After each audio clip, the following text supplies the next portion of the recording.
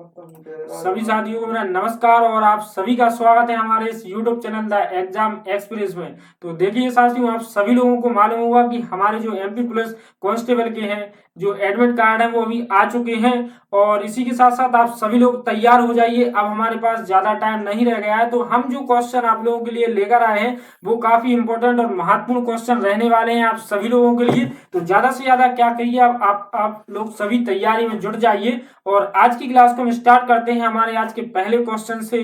तो हमारा जो आज का पहला क्वेश्चन है वो ये है कि जो टाइटेनियम है उसका रासायनिक प्रतीक क्या है। टाइटेनियम क्या है? एक डी ब्लॉक का एलिमेंट है। किसका है?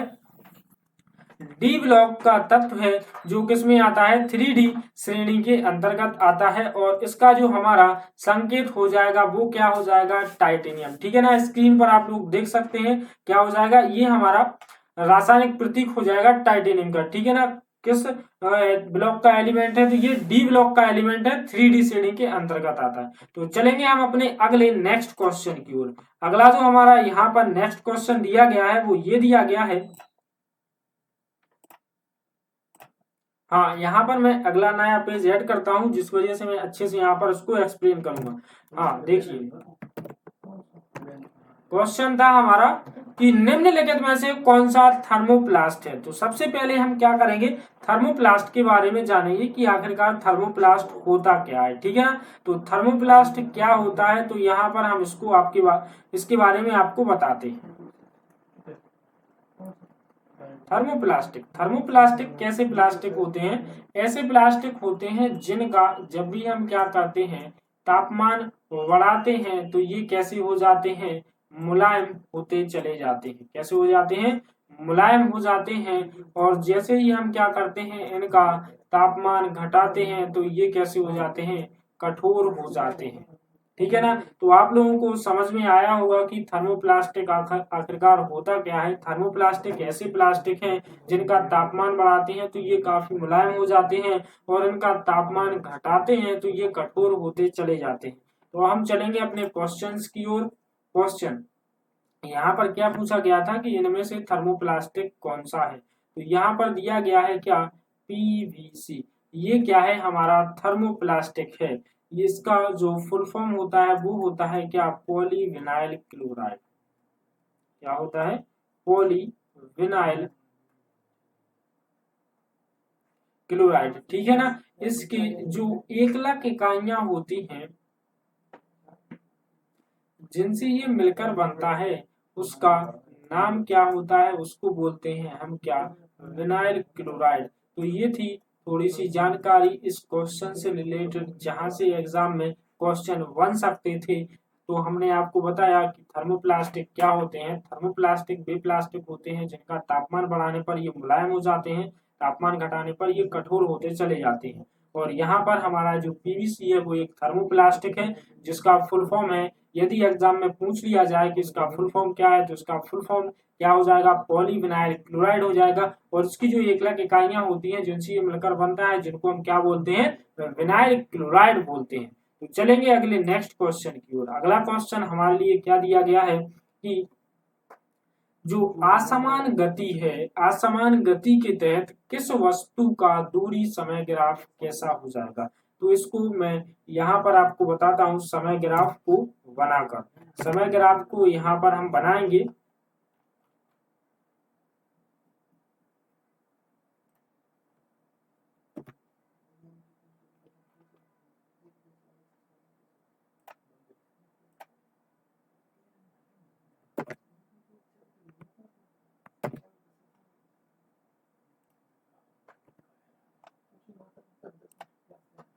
देखिए यहाँ पर हम क्या करते हैं, समय ग्राफ के बारे में जानते हैं। देखिए क्या था, सबसे पहले जब क्या होता है, कोई भी हमारा ऑब्जेक्ट स्थिर हो तो उस टाइम पर किस रूप से स्पीड और दूरी के बीच जो हमारा समय और दूरी के बीच जो ग्राफ बनता है वो किस प्रकार का बनता है। देखिए यहाँ पर यदि वस्तु स्थिर है तो जो ग्राफ बनेगा समय और दूरी के बीच वह कैसा बनेगा? स्ट्रेट, बिल्कुल सीधी रेखा में बनेगा।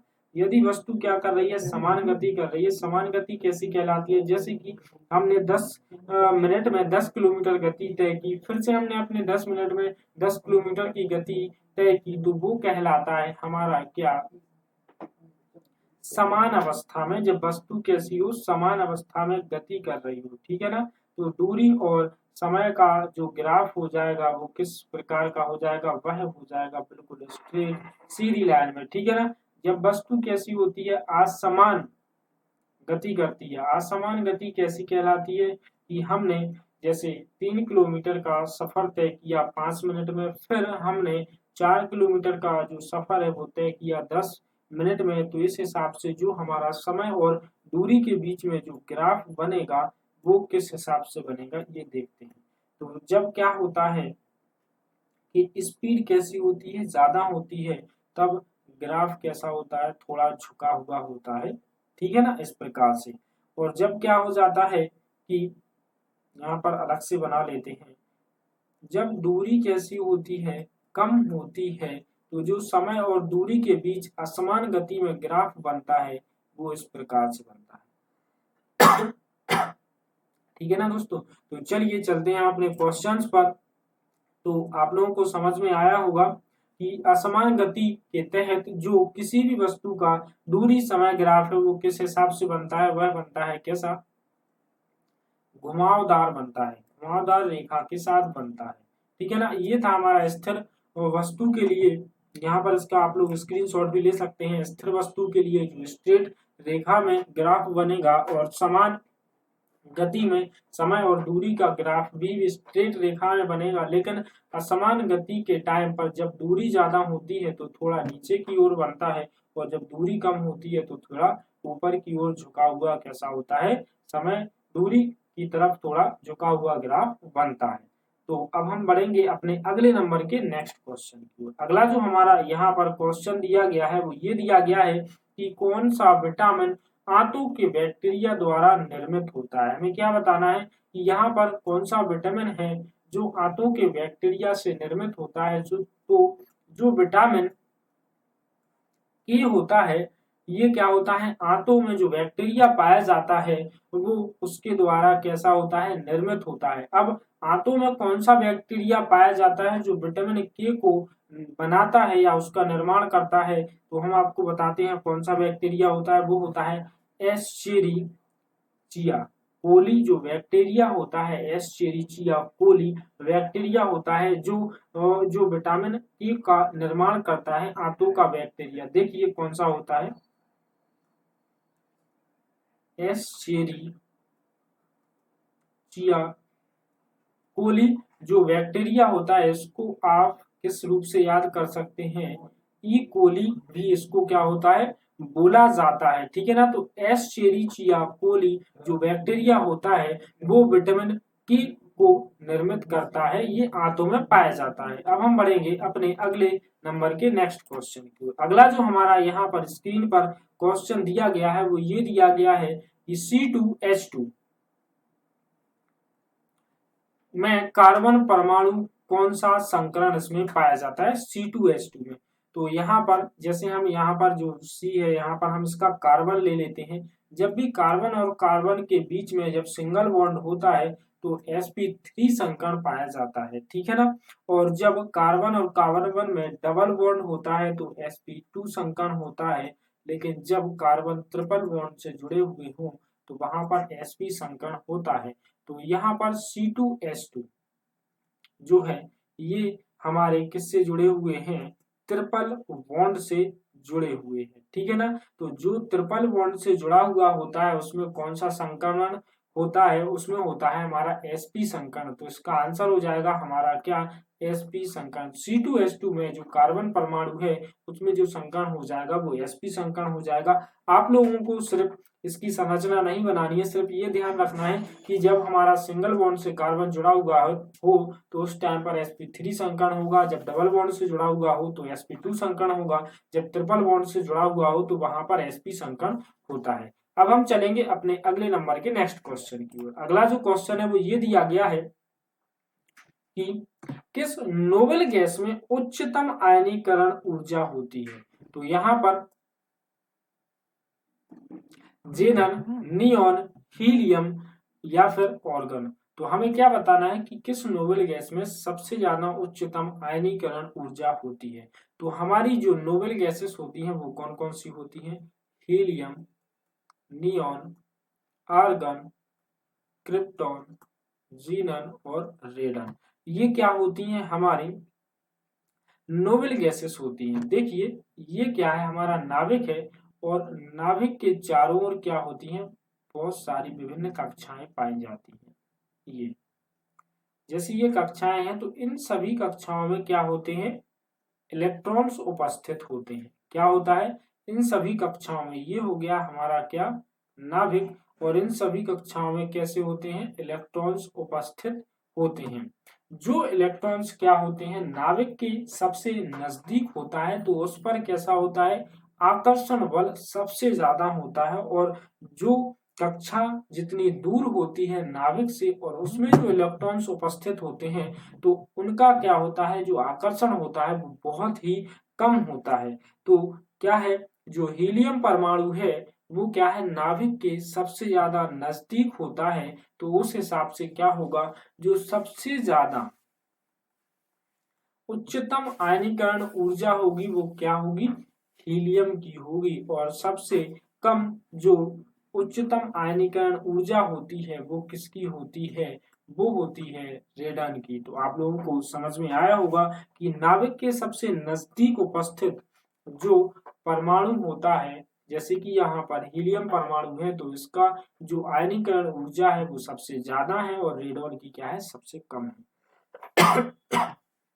चलेंगे हम अपने अगले नंबर के नेक्स्ट क्वेश्चन की ओर। यहाँ पर हमारा अगला जो क्वेश्चन दिया गया है वो ये है कि सिलिकॉन के सबसे बाहरी कोश में कितने इलेक्ट्रॉन्स मौजूद होते हैं? तो हमें क्या बताना है? जो सिलिकॉन्स होता है उसके बाहरी कोश में कितने इलेक्ट्रॉन्स मौजूद होते हैं? जैसे कि जो ग्रुप 14 होता है उसके एलिमेंट जो होते हैं वो होते हैं कार्बन, सिलिकॉन, जर्मेनियम, टिन और लेड। ये क्या होते हैं? हमारे ग्रुप 14 के क्या होते हैं? एलिमेंट होते हैं। जैसे कि यहाँ पर हम कार्बन परमाणु को ही ले लेते हैं तो कार्बन परमाणु के जो फर्स्ट कक्षा में इसके टोटल जो इलेक्ट्रॉनों की संख्या होती है वो कितनी होती है? 6 होती है। तो पहली कक्षा में 2 होते हैं और लास्ट की अंतिम कक्षा में 4 परमाणु होते हैं। तो इससे क्या होता है? जो सिलिकॉन की भी बाहरी कक्षा होती है उसकी भी बाहरी कक्षा में कितने इलेक्ट्रॉन होने वाले हैं? तो वो भी कितने होंगे? 4 इलेक्ट्रॉन उसमें कक्षा में होते हैं। ठीक है ना? तो ग्रुप 14 के जितने भी एलिमेंट्स हैं उनके सभी जो इलेक्ट्रॉन्स होते हैं बाहरी कोश में कितने मौजूद होते हैं? 4 इलेक्ट्रॉन उसमें मौजूद होते हैं। आगे बढ़ेंगे अगले नेक्स्ट क्वेश्चन की। अगला जो क्वेश्चन है वो ये दिया गया है कि जब दो बल विपरीत दिशाओं में क्या करते हैं? कार्य करते हैं। जैसे कि दो बल हैं, जब दो बल विपरीत दिशाओं में कार्य करते हैं तो कार्य करने वाला शुद्ध बल क्या होता है? तो जो कार्य करने वाला शुद्ध बल कैसा होगा? शून्य होगा, दो बलों का योग होगा, दो बलों के बीच अंतर होगा या फिर कोई विपरीत परिवर्तन नहीं होता है। तो जब क्या होता है? जैसे यहाँ पर बी कोई ऑब्जेक्ट है, यदि यहाँ पर क्या लगाया जा रहा है? 10 रूफ में बल लगाया जा रहा है और उसके विपरीत दिशा में 5 यूनिट बल लगाया जाता है तो जो विपरीत दिशाओं में बल कार्य करेगा तो उसका जो शुद्ध बल क्या निकलेगा? जब हम 10 - 5 = 5 निकलेगा तो इसके अंतर के द्वारा हम शुद्ध बल को निकाल सकते हैं। तो इस क्वेश्चन का हमारा आंसर भी वही हो जाएगा कि दो बलों के बीच अंतर के द्वारा हम क्या कर सकते हैं? शुद्ध बल को निकाल सकते हैं। जो दो बलों के बीच अंतर होता है उसके द्वारा हम शुद्ध बल को निकाल सकते हैं। तो सी ऑप्शन इसका बिल्कुल राइट आंसर हो जाएगा। अब हम बढ़ेंगे अगले नेक्स्ट क्वेश्चन की ओर। अगला यहाँ पर हमें क्वेश्चन क्या दिया गया है कि निम्न में से कौन यहाँ पर संचारी रोग है? ऑप्शन पढ़ते हैं। ऑप्शन में हमें दिया गया है कि पेट का कीड़ा, मलेरिया, उच्च रक्तचाप या फिर मधुमेह। तो यहाँ पर जो सेकंड ऑप्शन में दिया गया मलेरिया है, ये क्या होता है? संचारी रोग होता है जो फैलता है किससे? मच्छर के काटने से। आगे चलेंगे अगले नेक्स्ट क्वेश्चन की ओर। अगला यहाँ पर हमें क्वेश्चन दिया गया है कि जो सिरका है, सिरका में निम्नलिखित में से कौन सा अम्ल होता है? दुग्ध अम्ल, सिरका अम्ल, ऑक्जेलिक अम्ल या फिर फॉर्मुलिक अम्ल। तो सबसे पहले मैं आपको बताता हूँ जो दुग्ध अम्ल है जिसको हम क्या बोलते हैं, लैक्टिक एसिड। तो इसका फॉर्मूला क्या होता है, लैक्टिक एसिड का जो फॉर्मूला होता है वो होता है C3H6O3। क्या होता है, C3H6O3। फिर हम चलेंगे इस क्वेश्चन के आंसर की ओर। जो हमारा सिरका में निम्नलिखित कौन सा अम्ल होता है, तो उसमें हमारा सिरका अम्ल होता है। ये हमारा बिल्कुल क्या हो जाएगा, यहाँ पर राइट आंसर हो जाएगा सिरका अम्ल। बी ऑप्शन राइट आंसर रहेगा। ये किस प्रकार का अम्ल होता है, तो ये एक प्रकार का कैसा अम्ल होता है, दुर्बल अम्ल होता है। कैसा अम्ल होता है, दुर्बल अम्ल होता है। और इसका जो फॉर्मूला होता है वो होता है CH3COOH। फॉर्मूला क्या हो जाता है इसका, CH3COOH। ठीक है ना। और इसके अलावा हमें दिया गया है यहाँ पर ऑक्जेलिक अम्ल। ये कहाँ पर पाया जाता है, ऑक्जेलिक अम्ल पाया जाता है किसमें, पालक में। किसमें पाया जाता है, ऑक्जेलिक अम्ल पाया जाता है पालक में। और इसका जो फॉर्मूला होता है वो होता है COOH, सिंगल बॉन्ड से जुड़ा हुआ होता है COOH। ठीक है ना। और यहाँ पर लास्ट में दिया गया है फॉर्मिक अम्ल। ये क्या होता है, इसका जो फॉर्मूला होता है वो होता है HCOOH।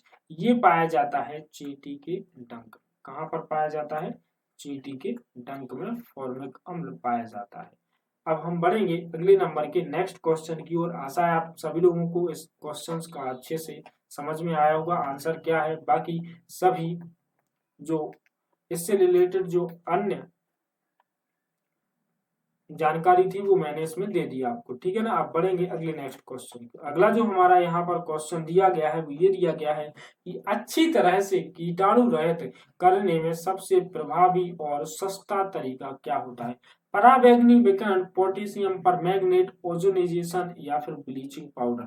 तो यहाँ पर इसका आंसर हमारा क्या हो जाएगा, ब्लीचिंग पाउडर क्या होता है सबसे अच्छा कीटाणु रहित करने का सबसे अच्छा, सबसे सस्ता और सबसे प्रभावी तरीका होता है। जैसे जब हम क्या करते हैं, कैल्शियम हाइड्रोक्साइड की क्रिया किससे करवाते हैं, क्लोरीन से करवाते हैं। तो उस टाइम पर जो हमें उत्पाद मिलता है वो मिलता है क्या, CaOCl2। क्या होता है, CaOCl2। ये हमारा उत्पाद मिलता है। और यहाँ पर जल कैसा हो जाता है, अलग हो जाता है, जो कि इसका फॉर्मूला होता है हमारा ब्लीचिंग पाउडर का क्या होता है, फॉर्मूला यहाँ पर हो जाएगा क्या, CaOCl2। किसका फॉर्मूला होता है, ब्लीचिंग पाउडर का। ठीक है ना। ये कब होता है, जब हम कैल्शियम हाइड्रोक्साइड की क्रिया क्लोरीन से करवाते हैं तो ब्लीचिंग पाउडर हमको प्राप्त होता है और पानी अलग हो जाता है। और इसमें क्लोरीन गैस होने के कारण ये क्या होता है, सबसे अच्छा कीटाणु रहित प्रभावी और सबसे सस्ता तरीका होता है। अब हम बढ़ेंगे अगले नेक्स्ट क्वेश्चन की ओर। यहाँ पर हमारा जो अगला क्वेश्चन है वो ये है कि गुरुत्वाकर्षण का जो नियम है वो किसके बीच गुरुत्वाकर्षण बल देता है। जो गुरुत्वाकर्षण का नियम है वो किसके बीच गुरुत्वाकर्षण बल देता है, केवल पृथ्वी और सूर्य के बीच, केवल पृथ्वी और बिंदु द्रव्यमान के बीच, किन्हीं दो पिंडों के द्रव्यमान के बीच, या फिर केवल दो आवेशित निकायों के बीच। तो यहाँ पर सबसे पहले मैं आपको बताऊंगा जो गुरुत्वाकर्षण बल होता है वो किसके बीच लगता है। तो गुरुत्वाकर्षण जो बल का जो फॉर्मूला होता है वो ये होता है कि F=G m1 × m2 यहाँ पर ये दिए गए हैं हमारे m1 m2 क्या है, द्रव्यमान है। तो जो गुरुत्वाकर्षण बल होता है वो दो पिंडों के बीच के द्रव्यमान के ऊपर लगता है, किन्हीं दो पिंडों के बीच के द्रव्यमान पर लगता है। और यहाँ पर जो G होता है ये क्या होता है, गुरुत्वाकर्षण नियतांक होता है। कभी कभार एग्जाम में इसका मान भी पूछ लिया जाता है। तो इसका मान होता है कितना, 6.674 into 10⁻11 metre cube kilogram inverse और सेकंड इनवर्स 2। ये क्या होती है, इसकी यूनिट होती है गुरुत्वाकर्षण नियतांक की। तो गुरुत्वाकर्षण से रिलेटेड जितने भी क्वेश्चंस बन सकते थे मैंने आपको यहाँ पर सब कुछ बता दिया है। F=G m1 × m2/r²। ये इसका फॉर्मूला है। m1 m2 यहाँ पर द्रव्यमान है और यहाँ पर जो r दिया गया है वो क्या है, दूरी है। ठीक है ना। तो इसका नियतांक का मान 6.674 इंटू 10⁻⁻11, उसकी यूनिट क्या होती है, मीटर क्यूब, किलोग्राम इनवर्स और सेकंड इनवर्स 2। अब हम आगे बढ़ेंगे अगले नेक्स्ट क्वेश्चन की। अगला यहाँ पर क्वेश्चन हमें दिया गया है कि श्वसन तंत्र में कौन सा अंग गैसों के आदान प्रदान के लिए जिम्मेदार होता है। तो श्वसन के लिए आप सभी लोग जानते होंगे कि श्वसन किसके द्वारा होता है, तो श्वसन होता है फेफड़ों के द्वारा। ये फेफड़े जो होते हैं कैसे होते हैं, एक थैलीनुमा इसकी क्या होती है, संरचना होती है, जिनको हम क्या बोलते हैं, जिनको बोला जाता है एल्वियोली, इनको बोला जाता है। ठीक है ना। तो श्वसन तंत्र में जो कौन सा अंग गैसों का आदान प्रदान करता है उसको बोला जाता है क्या, एल्वियोली। क्या बोला जाता है, एल्वियोली। आगे चलेंगे अगले नेक्स्ट क्वेश्चन की। अगला यहाँ पर क्वेश्चन दिया गया है कि दो परमाणु एक दोहरे बंधन से जुड़े हुए होते हैं जो साझा करते हैं 1 इलेक्ट्रॉन, 2 इलेक्ट्रॉन, 3 या फिर 4 इलेक्ट्रॉन। तो जब क्या होता है, जैसे दो परमाणु हैं, एक परमाणु हो गया ए और दूसरा परमाणु है बी, ये क्या होते हैं, जब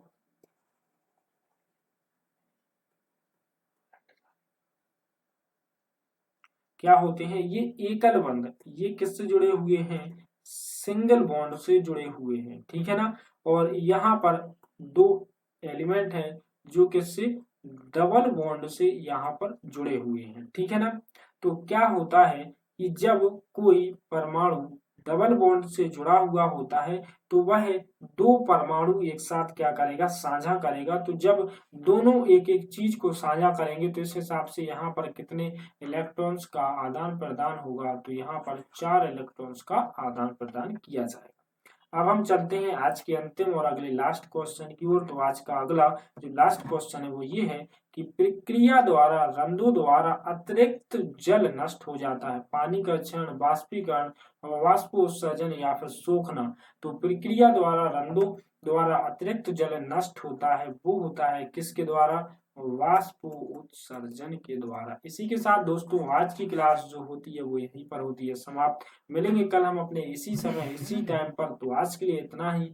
जय हिंद, जय भारत। बने रहिए हमारे साथ द एग्जाम एक्सप्रेस में।